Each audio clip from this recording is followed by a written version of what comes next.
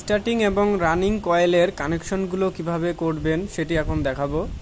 তো ম্যাক্সিমাম ফ্যানে দেখা যায় 4টি টার্মিনাল বের করা থাকে, তো আমরা এখান থেকে 4টি টার্মিনাল বের করব না, অনলি 3টা টার্মিনাল বের করব।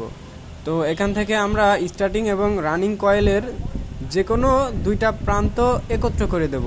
এক্ষেত্রে আপনারা যেই স্টার্টিং কয়েলের এখান থেকে শুরু হয়েছে এবং রানিং কয়েলের এখান থেকে শুরু হয়েছে, আপনারা ইচ্ছা করলে 2টা শুরুর মুখ এক করতে পারেন, অথবা এখান থেকে দেখা যাচ্ছে রানিংয়ের শুরু এবং স্টার্টিংয়ের শেষ এই 2টাও টার্মিনালও এক করতে পারেন, দেখা যাচ্ছে এইটা এবং এইটা।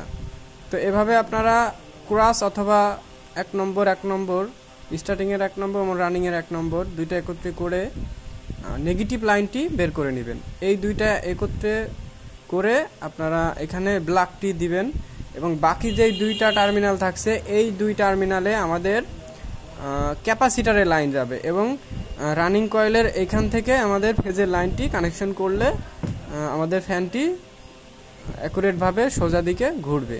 তো এখন আমি কাজটি করে দেখাবো স্টেপ বাই স্টেপ।